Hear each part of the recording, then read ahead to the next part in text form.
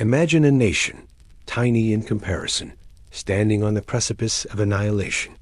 A land of frost and forests, of quiet resilience, suddenly confronted by an unimaginable storm. Not just any storm, but a tide of steel and human might unleashed by one of history's most ruthless dictators. This is not a fable. This is the chilling reality of 1939.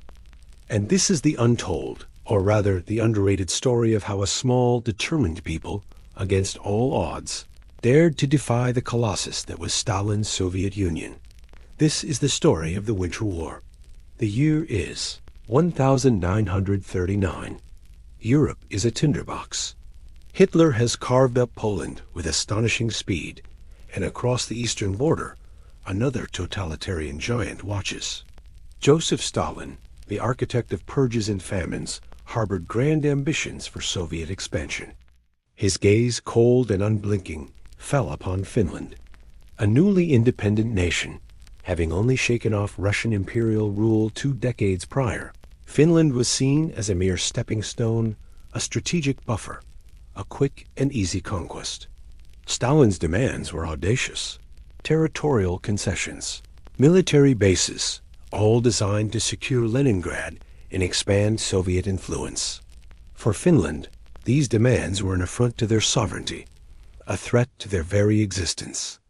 They had chosen a path of neutrality, a small nation hoping to navigate the treacherous currents of European politics unnoticed.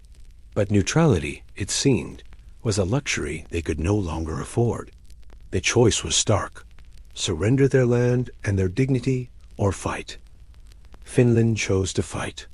The Soviet Union, with its gargantuan Red Army, numbering millions, armed with thousands of tanks and aircraft, believed this would be a swift, triumphant march.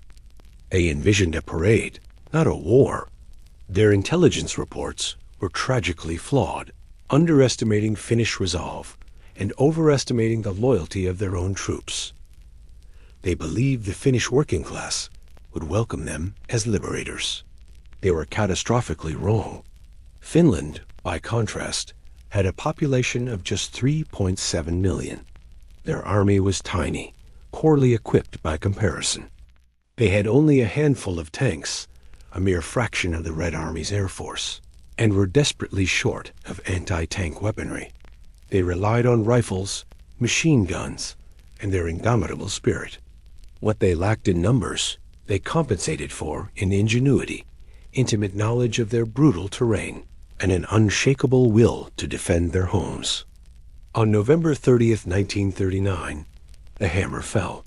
Without a declaration of war, Soviet forces launched a massive invasion across the Finnish border. The world watched, expecting a swift capitulation. But what unfolded next was a testament to human courage against overwhelming odds. The Finnish army, under the brilliant leadership of Field Marshal Carl Gustaf Emil Mannerheim, adopted a strategy born of necessity and genius.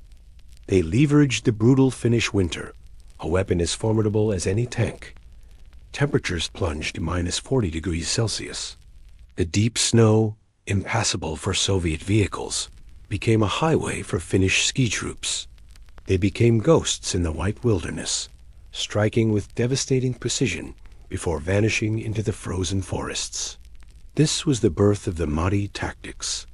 Finnish soldiers would encircle smaller Soviet units, cutting off their supply lines, then breaking them down into smaller mottes or pockets, which could then be systematically destroyed.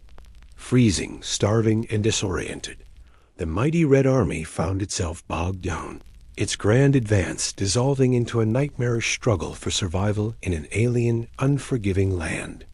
From the frozen battlefields emerged legends. Men like Simo Hayha, the White Death, a Finnish farmer who, armed with just a rifle, became the deadliest sniper in history, striking fear into the hearts of Soviet soldiers. His nearly impossible kill count became a symbol of Finnish defiance. But it wasn't just individual heroism.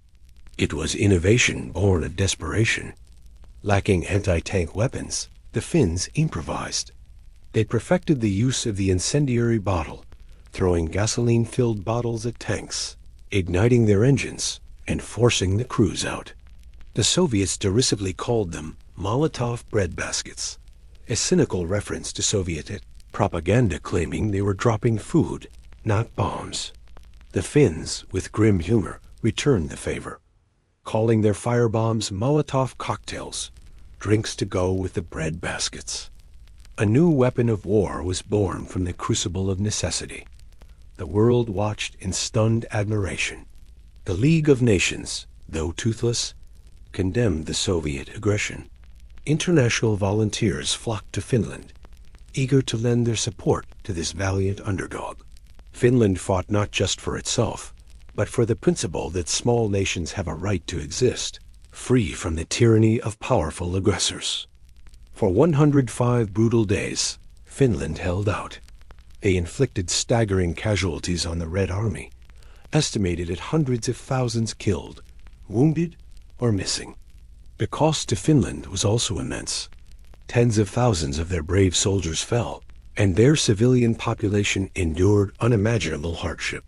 By March 1940, despite their astounding resistance, the sheer weight of Soviet numbers began to tell. With their resources dwindling and no major international intervention on the horizon, Finland was forced to seek peace. The Moscow Peace Treaty, signed on March 13, 1940, forced Finland to cede significant territory, including parts of Karelia, and lease the Hanko Peninsula for a naval base. It was a harsh peace, a bitter pill to swallow. Yet, in the face of overwhelming odds, Finland had achieved the impossible. It had retained its independence. It had not been absorbed into the Soviet Union. It had bled, it had suffered, but it had survived. The Winter War was a testament to the power of human spirit, courage, and ingenuity when confronted with existential threat. It exposed the vulnerabilities of the Red Army, prompting Stalin to initiate reforms that, ironically, would later help them against Nazi Germany. It also served as a chilling precursor to the brutality of World War II, a stark reminder of the cost of unchecked ambition. Finland's story in the Winter War is more than just a military campaign. It is a profound lesson in national identity, resilience, and the unyielding will of a people determined to chart their own destiny. It is the story of a small nation that stared down a giant, and though wounded, stood unbowed. An underrated story, perhaps, but one that continues to inspire, reminding us that even in the darkest of winters, the flame of freedom can burn brighter than any invading force. What are your thoughts on Finland's incredible defense? Did you know about the Winter War?